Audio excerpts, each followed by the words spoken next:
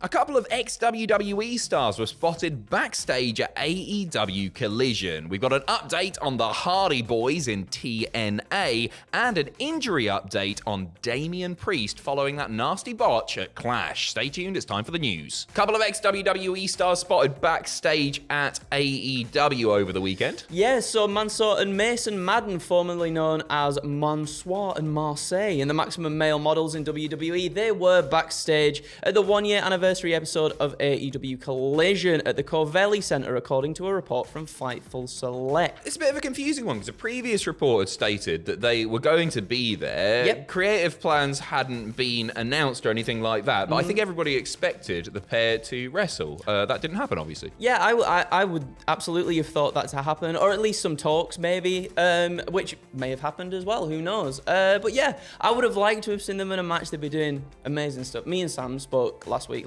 it's so weird how they were given this gimmick in WWE by Vince McMahon, and then it felt like they weren't able to hit what they could hit with that. And then obviously reports even said that, and even they themselves said we could take this gimmick and we were pushing ideas for it and it never reached the full potential that it could have done. But now that they're out of there, still with that gimmick as well, and they're doing the things that they're doing, it's really tremendous to see. Obviously, they tweaked the gimmick a little bit since they've gone and started doing the indies and everything. But normally, with a gimmick like that, the first thing you see a wrestler do after following a release is right, scrap that, we're going to do what we want to do. Yeah. They're continuing to make it work. They're really, really entertaining. And I think one thing that Mace and Mansoor do better than almost anybody is integrate into the kind of internet wrestling community. Yeah. They have done incredibly well in endearing themselves to really hardcore wrestling fans, the people that are always just tweeting about it, watching the Twitch streams, all that sort of stuff.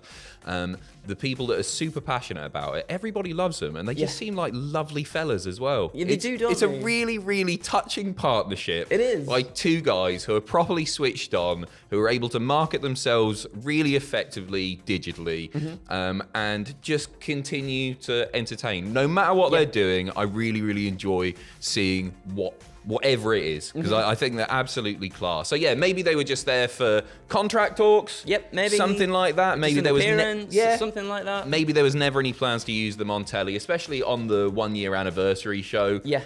Maybe they wanted to focus on people who had been there for a little bit longer. Who Yeah, knows? of course. It wouldn't surprise me at all if they do get signed. They have been killing it on the indie scene. So best of luck to two lovely boys. Moving over to WWE now. We've got a further tease on the potential union of Chad Gable and the Creeds. Yes, we do. So following his loss at Clash at the Castle, Gable posted a photo of himself, with a rather depressed-looking academy behind him with the caption, "Happy Father's Day from my family to yours." Julius Creed then reposted the image and added his thoughts. So he confirmed that he liked the post since obviously Twitter has recently stopped showing likes publicly. JR is absolutely going off his nut about this. He loves it. It's been going off his nut for years. Creed simply just wrote liked. Julius, Brutus, and potentially Ivy Nile as well are expected to join Gable's new group. Gable in a new group, which could maybe happen tonight. Yes, it could do. I mean, we've been saying it for a while. We thought maybe we would see the proper big old breakup happen at Clash. Yep. Obviously, there were lots of shenanigans there. They are still a unit as of now, confirmed by that tweet, my family to yours and all that. But I think tonight's probably the night where at least one of those members leaves. Yeah. Maybe they leave Otis there a little bit longer. Maybe they leave Maxine there. Maybe she's conflicted about the whole thing because it was so messy. It'll be interesting to see. I'm so very, very excited for the potential Gable-Creed's mashup. Yeah, without a doubt. I mean, just the look on Gable's face after that match at Clash. I think a lot of people sort of saw that facial expression and was just like, oh, we're about to get something really spicy. Just Chad Gable being an absolute, maybe just a really just violent sort of unrelenting heel. Now, Yeah. we've been talking about intensity, isn't it? like the Kurt Angle stuff, right? Yeah, Kurt exactly. Angle just went completely just wrestling machine, and it was insane. And hopefully I can't wait to see that happen with Chad too. We've been waiting for a while for it to happen, I feel like, as well.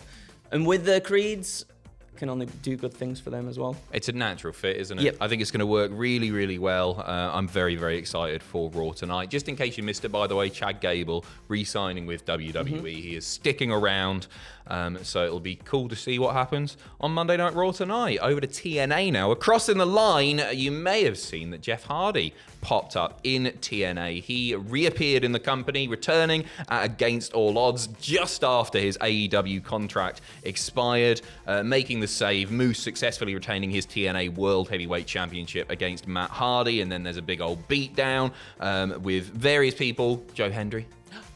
No. Trying to make the save, but they were overpowered. The numbers game was too much, and then the classic Hardy Boyz theme started playing. Jeff Hardy running to the ring, not gesturing to the crowd. No!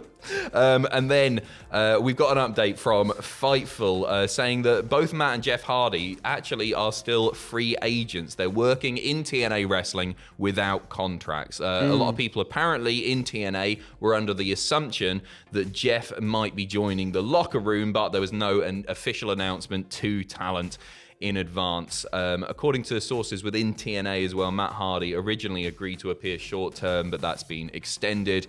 There's also talk about getting Rebby Hardy involved as well, of course. To me, they are. I think it would be daft for them to sign contracts with TNA, because I think WWE might pick them up one more time just for one last little run, and I think they will keep it little. We were talking on the live stream over the weekend.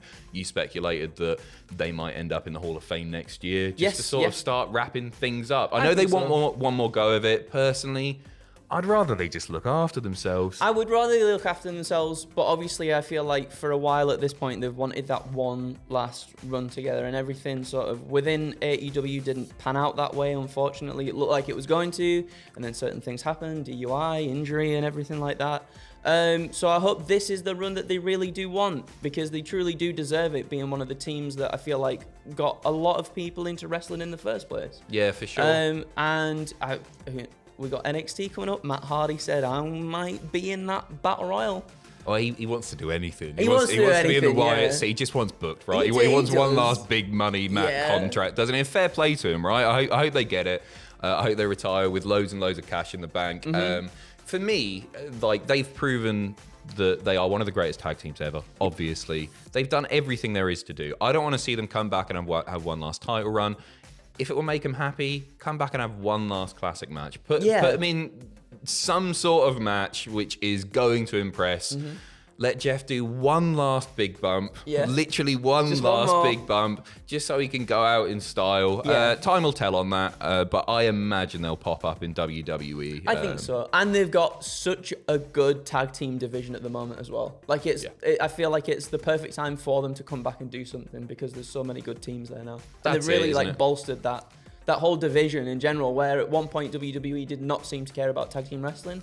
Feels very different these days. Yeah, for sure. I think if you would put them, this seems horrible, right? I'm about to say put the Hardy Boyz in a ladder match at their age. It doesn't seem fair, right? Let all the young guys do all the work. And just have them do a few big spots, go out in style, get them in the Hall of Fame, job done. We're going to finish off with an injury update on our World Heavyweight Champion, Damian Priest. In a new report from Fightful, they have revealed that he was said to be fine backstage after the match. The report notes that he was effectively selling during that match, and they also note that he received a lot of praise backstage for his performance, and understandably so. Everybody, of course, is talking about CM Punk being a naughty boy, Drew getting screwed, all that stuff, right? Damian Priest was the man of the match for me. Yes. Like, the fact that he continued after that must have stung anyway, even if he's not proper hurt or anything. That must have really... That's going to be sore in the morning, right? For sure. But the fact that he then worked it into the match, changed the structure of the match around that, I think, what a pro. Obviously, he's been doing it for so long, but a lot of people still doubting Damian Priest as World Heavyweight Champion. I think he absolutely killed it on the night there. Yeah, me too. Especially given the circumstances. I think he was fantastic. I really enjoyed his the post-show presser stuff that he did there. I thought he came across really well there. And so I think you kind of got to give him his flowers because he killed it. He really did. He really did. I mean, that's the match of his career right there, isn't it? It really is. Like, probably the biggest match of his career. He is, within an arena that's full of vitriolic fans that are very much vying for Drew McIntyre to take the title off him. And when something like that happens, in your head, you've got to be like, oh God, not in this match of all matches. And yeah, he was tremendous throughout it. He really did sell that leg. He kept us all guessing, didn't he? And we were questioning it the whole time. I think everybody was. Regardless, though, the fact that he was still at his highest caliber, it felt like, and for him to still continue with that match and still pull it off in tremendous fashion, like, all the credit to him, because that was one of my favourite Damian Priest matches. My favourite for sure, 100%. Really enjoyed it. That and the Bad Bunny match. Yep. Two bangers, and I hope now more fans get behind him because I think he proved what a pro he was on Saturday night. That is it from us. Thank you very, very much for watching. We'll be back with more news very shortly. A little bit more Clash content coming as soon as YouTube sort it out and demonetize the Chelsea Green interviews. What? Why did they do that? She's money, that's why. Flagged for nudity. No. Don't get excited. She's just stood there. Maybe it was Fraser. Maybe he had a wardrobe malfunction rather than didn't clock it. Anyway, that'll be on the channel when it's ready, as well as loads of great content. As usual from us here at Cultaholic. Take care of yourselves. See you in a bit.